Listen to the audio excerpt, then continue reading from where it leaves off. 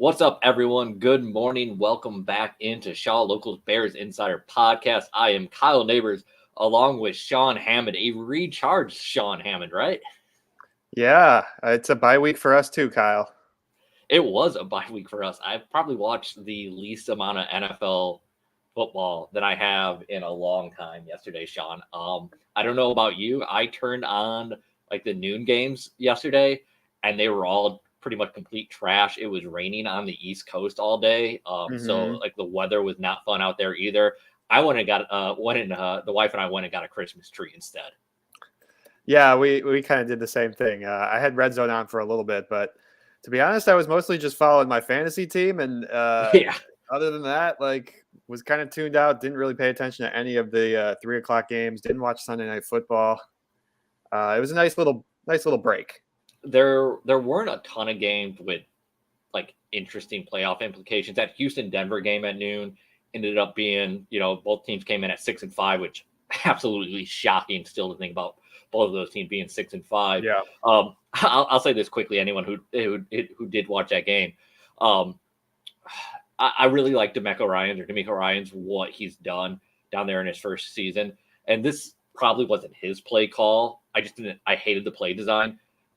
Tank Dell got carted off the field. I don't know if you saw that yesterday. I did not know. Yeah, he broke his fibula. They had both Nico Collins and Tank Dell in tight on a inside run play. I can't remember if it was first and goal or second and goal from like the 2-yard line. They ran an inside handoff, and Tank Dell, who's like 5'7", 160 pounds, was right in the middle of the pile. Ended up having someone roll up on the back of his leg and break it. And yeah, so for everything I praised out of that coaching staff, I saw that play design and was like, what are you guys doing? Like, just come on. Just if you're going to hand the ball off the middle, do you need Tank Dell and Nico Collins in there blocking? That's such a bummer. He's been having such a good season, and he's a big part of why they've been so successful in that passing attack with CJ Stroud. Yeah, I know. It's been a lot of fun to watch. So it sucked to see him go down yesterday. The San Francisco Philly rematch in the afternoon. I really like San Francisco. I think they're playing better than Philly right now, so I wasn't surprised to see them win. Mm-hmm. And then what do you think about the Packers now? Back-to-back wins, man. Beating the Lions and now the Chiefs. I'm kicking myself because we do our pick 'em every week for the newspaper, and I was thinking that would be a tough matchup at Green Bay for the Chiefs, but I didn't have the guts to pick the Packers in that one. But it's like one of those where it's like it wouldn't shock me if that winds up being a Green Bay win. And man, I mean, 6-6, they're kind of right back in this thing. It hasn't always been pretty along the way, but look, they just beat the Kansas City Chiefs. You got to tip your cap to them. And the Detroit Lions. Yeah. I want to pull that up now. I want to look at the the playoff picture here. I haven't even thought about Green Bay being in playoff contention. I know. I really hadn't been thinking about them either. Let's see. I mean, right now, I'm looking at ESPN's like playoff projections. They have the Packers now at a 67% chance to make the playoffs. The Atlanta Falcons have a 60%. That's pretty good. You like that. If you're the Packers, you like that. I did not see that coming, particularly with the way Green Bay started the year. Considering what was, they were all right for weeks like 1, 2, and 3, and then things really seemed to fall off a cliff there for a little while. You would absolutely take that if you're the Packers. I'm not always a huge fan of Matt LaFleur on field or in-game decision-making, but I do really respect his ability to lead a ball club. He's done a really good job with a lot of roster turnover, obviously, with Aaron Rodgers, but there's been a lot of changes in Green Bay. Mm-hmm. I did not know what to expect out of Jordan Love, and frankly, I've not been particularly impressed with Jordan Love. So to see them at 6-6, I think puts I think there's a nice feather in the cap for Matt LaFleur and his staff. Yeah, absolutely. I would agree with that. I mean, you're not getting perfect quarterback play, but you're sitting there at 500, and that's hard to do for any coaching staff. So yeah, you absolutely kind of tip your cap to them for getting back into this position. Everyone who's joining us live this morning, we really do appreciate it. You can join us live, usually on Mondays and Fridays morning during the season at 9:30 a.m. here on YouTube. We appreciate the questions and the comments. Do us a favor and leave a thumbs up, subscribe to the channel. Both of those things really, really help other people find the show. Share it with a friend if you can as well. Of course, go to shawlocal.com. You'll find all of our content throughout the week up there. You can follow Sean on Twitter at Sean_Hammond. He's also on Instagram. You can find myself on Twitter at Kyle Nabors, and all of our content at Bears_Insider. I want to throw up a question from my good buddy Mike, or a comment from Mike. And I'm actually, not that one. There we go. Mike said Jordan Love put together 5 good games out of 12 and he gets unlimited praise. Justin Fields put together 4 good games out of 8 and gets run out of time. Okay, whatever. So I don't feel like Jordan Love's getting unlimited praise. I'm gonna take a little issue with Mike's comment here though, because like I feel like people that really still want Justin Fields to work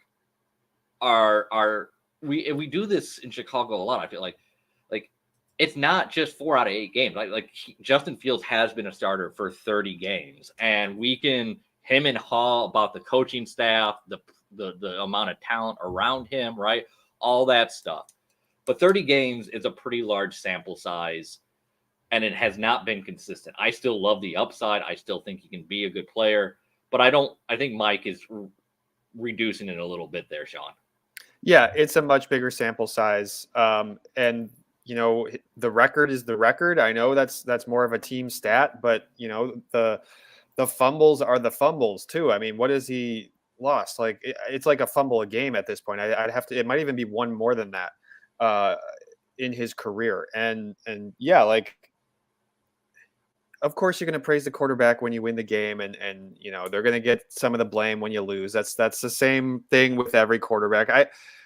I think we've been pretty, you and I, and on this show, and Jake too, when he's popped in with us, have been pretty fair with Justin, and in terms of just looking at this from a, you know, as unbiased perspective as we can, and you know, heck, you know, after that game, those games against Denver and Washington, we were praising him as much as anybody, and you know, you got to look at the big picture here too. Rick says too many turnovers for Justin Fields. 35 games and 38 turnovers is very bad. Yeah, it's absolutely. You know, and so you start looking at both sides of the coin, right? You have the 2 turnovers again, those 2 fumbles in this last game, but then he comes back and something that we had never seen out of Justin Fields, and he leads them on a game-winning drive. Is that progression? I tend to think so. I don't know about you. You're around this team every day. You've been around Justin Fields his entire NFL career. I feel like maybe over the last 6 to 8 games, 6 to 8 weeks, that we have started to see. I feel like the progression has sped up a little bit for Justin Fields here. I feel like we're seeing him a little farther along than at the beginning of the season.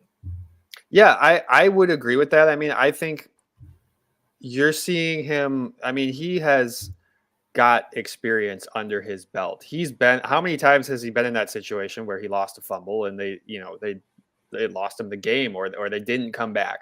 To see him do that was a really good sign. I know it was a field goal drive. It wasn't a touchdown, but at the same time, you get the ball with 2 minutes left, you go down and score. I mean, you got to give the guy props. Like that was a clutch drive for them. And, you know, he made a really nice throw to DJ Moore to set that up. And, you know, he played well. He played decently well throughout most of that game, Kyle. Yeah. And he executed the game plan that they gave him. We can relitigate that game plan all we want, but he executed the game plan they gave him. He's growing as a leader too. And he's really commanding that locker room. You saw it, like the difference between him and, let's go back to Mitch, right? Like the team publicly was supporting Mitch, but things were kind of falling apart behind the scenes. That isn't the case with Justin Fields. Like he's been very accountable. Everyone in that locker room seems to have his back. And like you go back to that win, right? Like Matt Eberflus is speaking after the win, and you have your starting quarterback that actually says, "Hey, I want to say something," and then he says, you know, he owns up to the 2 fumbles and everything there's a lot, I shouldn't say everything. There's a lot you're seeing from Justin Fields that should have you feel good about these next 5 games and feel optimistic and excited to see where this goes over the final 5 weeks. Yeah, I think the leadership has always been there, and his willingness to own up to mistakes, to speak up, like you're saying, Kyle, when the locker room needs somebody to speak up. Even though he's like, I think naturally he's a little bit of a quiet guy, but he knows when it's time to speak up, and I think that's something that you need to have in a leader, and you can debate whether that matters once you get on the football field in terms of like, is he getting the job done? At the end of the day, that's number one.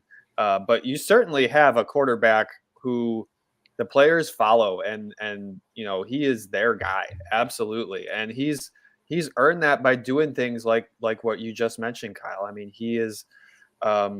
he's showing you all the leadership skills that you need from your quarterback.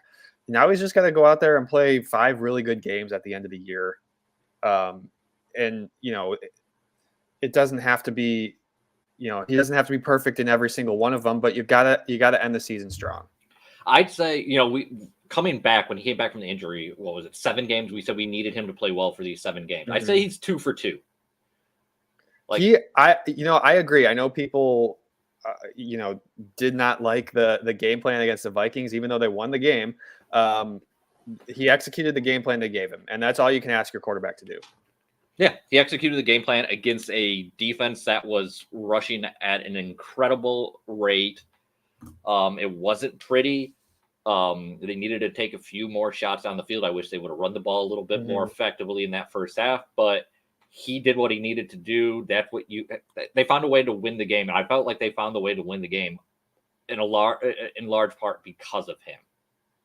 Yeah, I would agree with that too. I mean, he made some really nice plays in that game. It wasn't necessarily his fault that they were throwing the ball sideways, that they did drive down the field several times. They got to finish in the red zone. You got to punch it in once you get down there. But I mean, that's the 4 field goal drives where you're getting into scoring range. Plus, one of the fumbles was easily within field goal range. I mean, they were moving the ball a little bit there. Yeah, definitely, Rick. Don't get me wrong. The defense the defense played a tremendous game. I think the easiest way, and the way I'm going about this, is they are playing lights. Yeah, they are playing lights out, Rick. Is like it's not exactly like good or bad, or like you can't expect Justin Field. Like you're looking for a lead or franchise quarterback or something like that. And you can do this for each position group. It's like, did they help or hurt your cause to win the game? And so far, Justin is 2 for 2. He helped you win 2 games, or he helped you be competitive in 2 games. He should have helped you win 2 games, but that's either here nor there, I guess. And that's what you want. Like, is your quarterback helping you win games? I'm starting to get the feeling that Justin Fields is going to be able to do that. Yeah, absolutely. And I see guys still talking about the defense in the chat here. Kyle, does the defensive improvement change your thought process with Matt Eberflus at all? Does it make you feel like he's going to stick around if this defense is playing really, really well? Does that not matter? I don't think it matters. I think it's more how does he manage his staff, and how does that locker room feel about Matt Eberflus? Like, if they go 3-2 down the stretch, the defense is playing really well. But like the offense is still like looking like kind of weird. I don't know. I guess yeah. No, that's a question, and that's what Ryan Poles has to figure out. It's a tough question. I mean, you've been around the team. Like, how do you feel the locker room is reacting to Matt Eberflus at this juncture? Look, I think that your head coach needs to be a really solid leader and communicator. I think that has to come number one over the X's and O's. Personally, that's just me. I think I would hire a defensive-minded coach again if he's the right type of leader for your team. Um, I think Matt Eberflus is a really good defensive coordinator, a really good X's and O's guy. Yeah, I think Ryan Poles just has to have a pulse on the locker room. Is this a guy who the players are willing to continue to fight for and to play for? I think that's the number one most important thing when you're looking at this decision at the end of the year. Are there any discernible differences in terms of culture, in terms of locker room attitude that you've noticed? Like you've been through losing seasons now with Matt Nagy, you've been through losing seasons with Matt Eberflus. Any discernible differences? Well, I think that the number one thing that comes to mind with how the Nagy years ended is like, I don't know, it always kind of felt like the blame was going somewhere else, or that there were excuses for why the offense wasn't working, whether it was Mitch Trubisky, whether it was Justin Fields. And we all know that was Matt Nagy's offense. That was his baby. And I don't think that, Matt Eberflus is not a guy who's going to blame anyone, and anytime you ask, you don't really get any answer out of him when you ask what went wrong on any particular play or situation. And yeah, that's been my thing. When you say like he doesn't blame anyone, he also doesn't take the blame. That's kind of been and maybe he does in the locker. Maybe he does in the locker room. It depends what he does behind closed doors. Yeah, right. It absolutely does. Because what he does publicly, I would equate to throwing players under the bus, but it's done in a way that they may not like. I don't like when coaches just continue to talk about execute, right? Like we need, because we just need to execute. Well, what you're saying there is that your players screwed up. And like at some point, it's not about execution, right? Like you need to change what you're doing, whether maybe your players can execute it or, it's just not. I mean, on some level, that means that the coaches weren't, teaching the play right, or that they didn't, maybe they didn't run through this play enough on some level. I think you could put the blame on the coaches there. I think coaches use that as a blanket statement to get out of answering the question. I don't necessarily see it as blaming the players. Rick Gonzalez says, anybody else want Jim Harbaugh, or is it just me? Okay. I've been thinking about head coaching candidates. I know Matt Eberflus is still here. We got to see how this plays out. But, the more, especially this weekend, Michigan was obviously playing a big game, and they're in the playoff. I mean, look, Jim Harbaugh wins everywhere. And I think that matters, Kyle. I mean, I know that the personality thing is not probably going to mesh with the media, but that doesn't have to matter. No, it doesn't have to matter.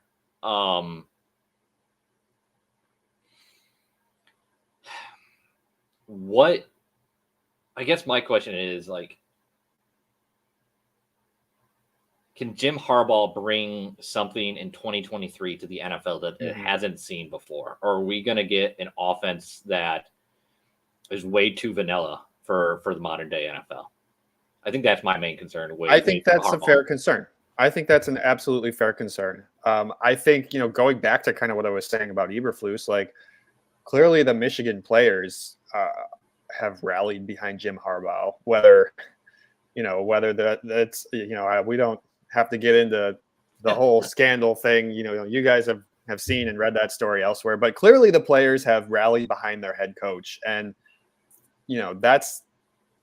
that says something about how they feel about him. I agree that, he's been out of the NFL now for a number of years. The league has changed. I know he won a lot of games with the 49ers, never had a losing record. But yes, can he bring something that is new and fresh to the Chicago Bears or any other organization? He can absolutely, be a good leader for you, but the other thing I always question, and this goes for this is a little different because he's already had success at the NFL level. But again, we're now talking, we're a decade removed from this.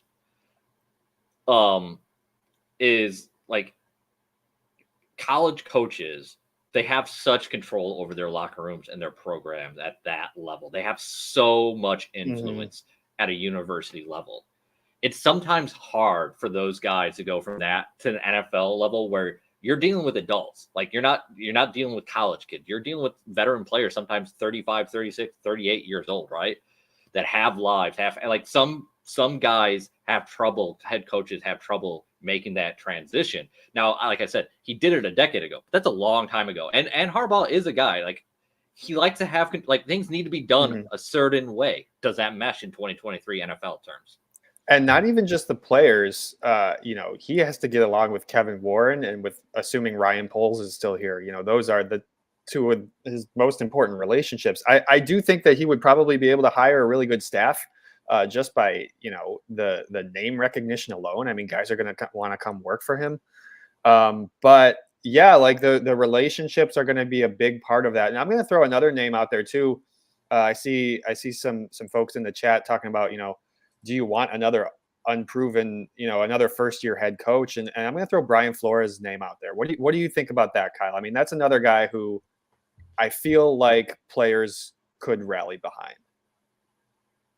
Yeah. I mean, I know he's a defensive guy, and everyone's talking about hiring, an offensive mastermind.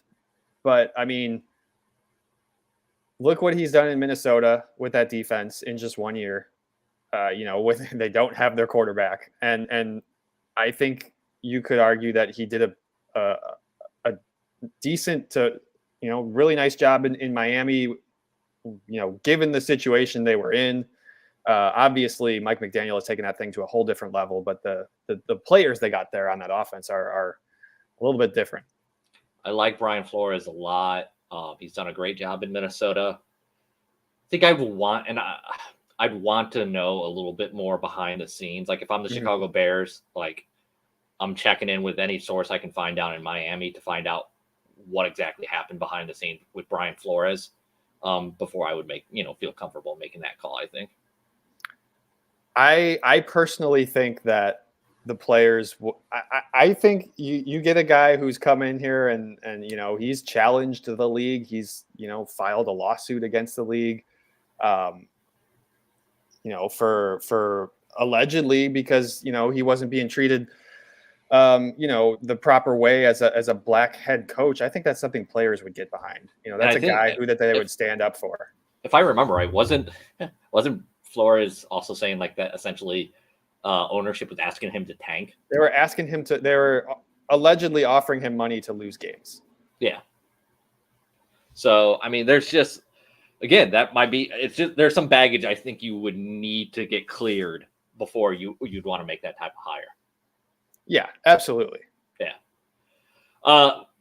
So we got a few minutes left here. Let's talk, we talked coach. I wanted to ask the chat though, going back kind of the Justin Fields talk though, with everything we've seen out of Justin Fields these last 5 games, where does everyone stand with that first overall pick? Assuming, I mean, it's looking like a really good chance. Right now, it's number 1. Yeah, and it's looking like there's a good chance that Carolina is going to end up with that number 1 pick. With what you're seeing out of Justin Fields, with everything you've seen out of the college quarterback, where's everyone standing on things? Sean, where are you at? I still think I know. What did USC go 7-5? I think it was. I'm still. If you're drafting a quarterback, I'm taking Caleb Williams. I probably got to dive into both those guys a little bit more. I've done some initial tape review from Drake May and Caleb Williams, but for me, I feel like that's where this is heading, no matter who has the number 1 pick. Now the bigger question is, how are you feeling with Justin Fields? I think there's a world in which they keep going with Justin. I think you got to end the season strong here. He has to end the season strong because, ideally, if you have 2 top 5 picks, 2 top 10 picks, and you don't have to draft a quarterback, you're going to make your football team a lot better in some other areas. I think this might be surprising to anyone who's a regular watching this show to hear me say this, but as of now, so like if we're talking about, let's just use the sample size that we have. We can't look at the 5 games coming up because we don't know how those are going to go. As of now, the sample size, the body of work we have from Justin Fields, I think the Bears should draft a quarterback. I don't think Justin Fields has shown you enough that you should feel comfortable going another year forward. That being said, I still am leaning the way that I think he's going to show you enough over the next 5 games. But that's where, like, as of now, I think the Bears probably have to take a QB with the number 1 overall pick. The question is, though, and what I was wondering, like, let's say they do feel comfortable enough with Justin Fields and they move forward. Like, what are you doing at number 1 overall there? Are you taking Marvin Harrison Jr.? Are you trading down and getting a giant haul? Like, are you taking another stud pass rusher? Like, there are the Bears certainly need to improve this roster. And there are multiple guys that are going to be on the board in those top 5 picks that I really like and would consider at number 1 overall. I think you could explore trading down. I don't think you would want to. Obviously, it depends where your second pick lands. Right now, it's at number 5, according to Tankathon. I don't think you would. I think you could consider trading back if you're not taking a quarterback, but I don't think you want to go too far. Because you want to be able to pick the Marvin Harrison Juniors of the world. That guy is really talented, and heck, he may even be worth just holding on to the number 1 pick and going after. Obviously, I 100% agree. Like, you still got to get better at edge rusher. It would be great to have another guy on the other side of Montez Sweat. There's a guy. What's the kid's name out of UCLA? The edge rusher. I'm blanking on his name though. Oh, shoot. Someone in the chat probably knows. Mike B is going to pop it in there. He's the college football guru. What do you think? And this is, I'll throw this out here quickly. You know what? Before I forget, before we get out of here, I got to make sure to say that Shaw Local Bears Insider Podcast is sponsored by Ken Nelson Auto Group, proudly serving the Sauk Valley area for over 55 years. Ken Nelson Auto Group offers 10 new vehicle franchises, 1 convenient location right here in Dixon, Illinois. Shop a great selection of new and pre-owned vehicles at KenNelsonAuto.com. Got to make sure to pay the bills before we get out of here, Sean. What do you think of J.J. McCarthy? What do I think of J.J. McCarthy? I mean, what do you think? Is he going to be a top 10 pick? Because the last couple of mocks I've seen have him as a top 10 pick. I think he is. I think he very well. I don't know. Top 10 seems pretty high, but I mean, I think he's a first round pick. He looks like the type of quarterback who, someone's going to take a chance on. And he wins. He's played really well. There was some questions about what was he dealing with reportedly an ankle injury or something there when they kind of stopped throwing the football a week or 2 ago. I don't recall. Because I know that in one of those games they didn't really throw the ball at all in the second half, and people were questioning what's going on there. Why don't they trust JJ McCarthy? And I think there was some debate whether there was an injury or not. But the guy wins. The guy plays really well. I know he's had like a ton of talent around him, but somebody's going to take a chance on him. I don't think it would be the Bears because of where they're going to be in the draft, but hey, maybe, especially if he plays really well in the playoffs, he could put his, you could see his name jumping into the top 10 there. This becomes a lot more complicated if Jim Harbaugh does leave Michigan and takes an NFL job. Obviously it's the Bears. It'd be interesting if Harbaugh does leave, whether that's a Bears or another NFL team, because he's immediately going to get tied to JJ McCarthy. Yeah, that's true. I don't think JJ McCarthy could be like the number 1 overall pick, but like I said, I've seen 2 different mock drafts up here in the top 10. With Caleb Williams kind of taking a step back. I still think Caleb Williams is the best prospect at the QB position in this draft, though, by I think a fairly wide margin, honestly. Yeah, I do. I mean, I think I absolutely think he's the number 1 prospect. I think the ability to get on the move and create a little bit. I know that got him into trouble at times too, but that's gonna be what sort of takes him over the top, I think. Whereas, I think JJ is a little bit more athletic than people give him credit for, but he's certainly not the type of guy who's going to be moving around a ton. I feel like there's a